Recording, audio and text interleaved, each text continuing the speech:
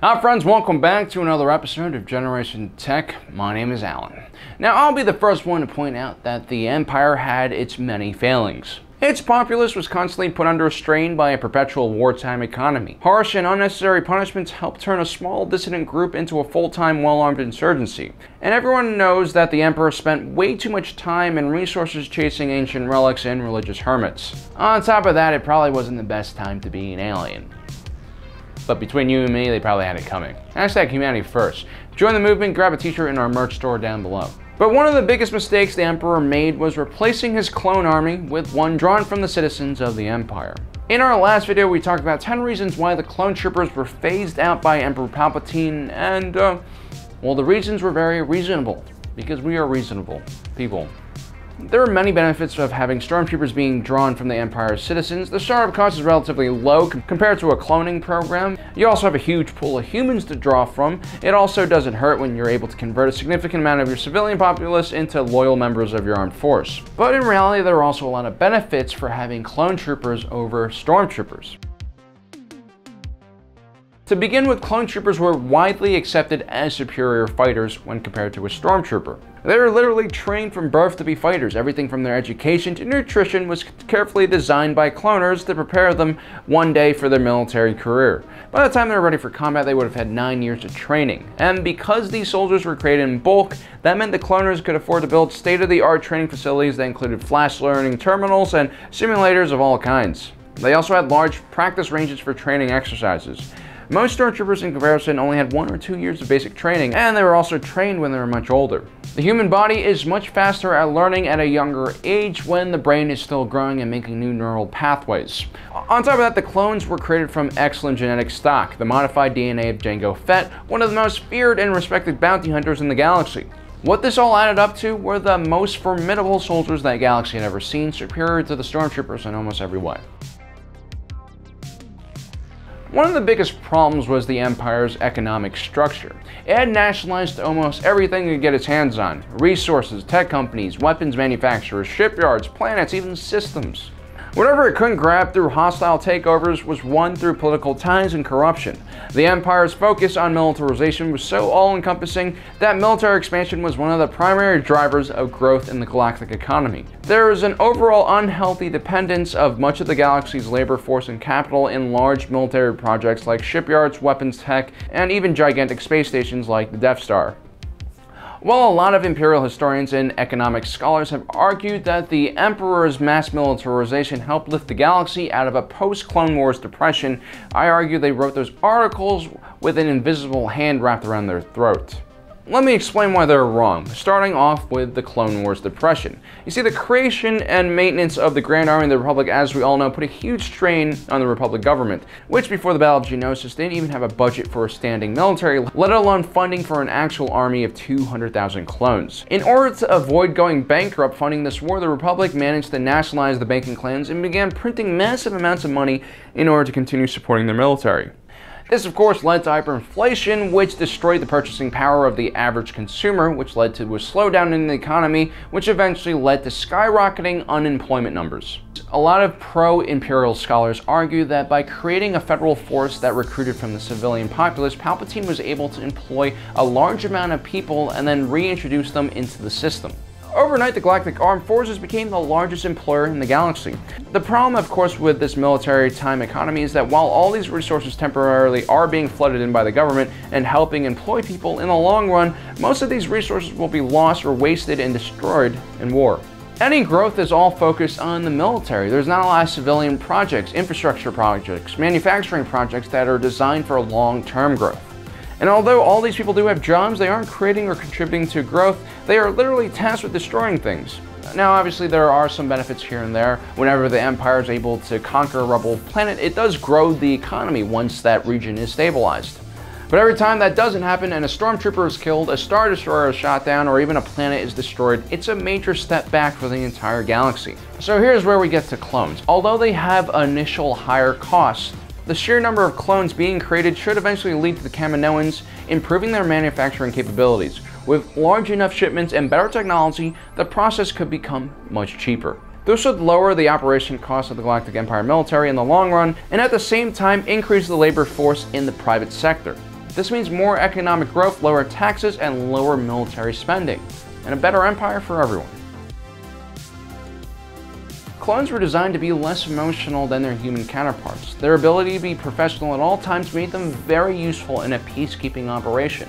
During the Clone Wars period, one rarely heard of clones committing war crimes, mistreating prisoners, and targeting civilians. These are actions that would really reflect poorly on the Empire. Clones were better at following orders, they were more docile, and had less needs. Whenever they were deployed amongst the civilian populace, you never heard of them getting into fights with people or disturbing local businesses or soliciting prostitutes. Because they lacked emotion and were so disciplined, it made the clones seem fair and balanced. They were predictable. And when it comes to law and law enforcement, being predictable is good. Now, obviously, clones were capable of horrible things, but that was usually only if their officers ordered them to do so. So instead of making sure every individual grunt stays in line, now all you have to really worry about is the officers. Which leads me to talk about the darker side of the clones, which kind of makes them better soldiers in a way. Because they are genetically engineered to follow orders, they're more machine than the average human being. They wouldn't hesitate to execute a prisoner if ordered to do so. They also wouldn't think twice about gunning down an enemy child combatant if they were labeled as an enemy. They would be okay with collective punishment on civilian populaces in order to root out a criminal. They could massacre as many people as their officers want them to, and have a smaller chance of suffering from annoying side effects that other humans have, like guilt, lack of sleep, and PTSD. Despite the fearful image we have of Stormtroopers, which was mostly created by Imperial propagandists, behind that armor was just a normal human being. And while for most of their history the Stormtroopers enjoyed favorable odds against whatever enemy they were facing, like any fighting force, they suffered from morale problems when they found themselves on the losing side. After the Battle of Endor, a large amount of Stormtroopers went AWOL, some even defected to the rebellion. The clones were almost impervious to low morale, and were designed to fight to the last man without question and without fear. While they definitely cared about their fellow brothers in arms, even in the most dire situations, or after struggling from mass casualties and impossible odds, clones kept their cool and fought on until their officers told them to fall back. The average clone battalion during the Clone Wars was almost constantly involved in battle. Being outnumbered greatly by the Separatist Alliance, there was almost never any R&R. Units were rarely ever rotated off the front line. The only rest the clones ever got was if they were gravely injured or killed. This gave the clones the ability to fight constantly, which was sort of a force multiplier for the Grand Army of the Republic, allowing them to be in more places more often compared to a traditional military force. Although the Stormtroopers were known for their fanatic loyalty to the Empire, even they had flaws. As a matter of fact, a lot of energy and resources went into monitoring the Stormtroopers. Each soldier's helmet recorded their daily activity and monitored their audio and video feed for treasonous activity. It wasn't really unheard of for a Stormtrooper to have a side gig and earn a little cash using their position of power. And after the Battle of Endor, many Stormtroopers ended up going AWOL. Some would become mercenaries, others would become arms dealers, some would even become warlords. Without the powerful Emperor to keep everyone in check, the Stormtrooper Corps fell apart along with the rest of the Galactic Empire. Clone Troopers, on the other hand, were loyal to a fault. I've never heard of a Clone Trooper accepting bribes or being corrupt in any way. Less corruption means a more efficient machine and a better image for the Empire. And even after the Emperor died, I'm sure the clones would have followed procedure and continued fighting against the enemies of the Empire. If you really think about it, the Rebel Alliance was still vastly outnumbered after the Battle of Endor. If it wasn't for all those Imperials defecting to their side, well, the Empire would have still kept on ruling. And if the Clone Troopers were there instead of the Stormtroopers, it's very likely that almost none of them would have defected to the rebellion in the first place. In some ways, the Emperor was the greatest enemy of the Empire. While he was a charismatic and forward-thinking leader who brought stability to the galaxy, he also made many mistakes. Destroying Alderaan was completely unnecessary and turned popular opinion against him.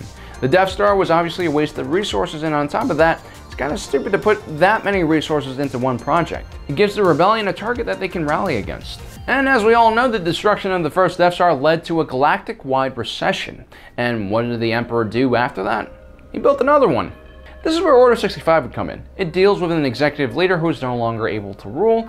The clones are basically allowed to remove him with lethal force if necessary. I've always argued that the Empire, with a more compassionate and rational ruler who didn't walk around with a cloak on, could have brought some real positive change and growth to the galaxy. And even Emperor Palpatine would have a hard time against millions of clones trying to kill him at the same time. One thing that assured the loyalty of the clones to the Empire or the Republic would have been their lack of family. The clones literally had no one else besides the military and each other. Because they were raised from birth in the military, they never really were exposed to the worldly pleasures and possibilities that normal humans had. They had no higher aspiration than to be terrific soldiers and complete the mission. When they were in combat, they were not only fighting for the Republic or the Empire, they were literally fighting for the survival of their family. Clones had no desire to leave the military. They had nowhere else to go. They had no family that could distract them from anything. They were completely detached from the rest of the galaxy, and that made them better soldiers. In the long run, clone troopers could be cheaper than the Stormtrooper Corps program, especially if you were able to mass produce them using Kaminoan technology. This is a completely heartless argument, but clones, unlike Stormtroopers, didn't need to have benefits after they left service. They didn't need healthcare, they didn't need housing or a pension. Again, this is really messed up, but you could technically just shoot them and get away with it. That was the sad truth about clones. The fact that they had no family, no connection to the outer world meant that no one really cared about what happened to them after they served. They had no family members to protest upon their behalf, and, well, human rights groups weren't all that common during the Imperial era. They don't really enjoy the same freedoms that the rest of the populace does. They didn't volunteer for service, they weren't even conscripted or kidnapped. They were literally created for one purpose, and without that purpose, they don't exist. I believe had the Emperor kept the clone troopers, the Empire would have survived for a much longer time. In many ways, they were the perfect soldier. Clones would have changed the image of the Empire, given the Emperor the complete control he desired. The clones even changed the structure of the economy by freeing up tons of civilians to be involved in non-military production. Well guys, let me know what you think about our list, and also don't forget to check out our last video where we cover 10 reasons why the clone troopers were phased out. Well guys, don't forget to subscribe, hit that notification button. Thanks for joining us today. If you're watching this, you are Generation Tech.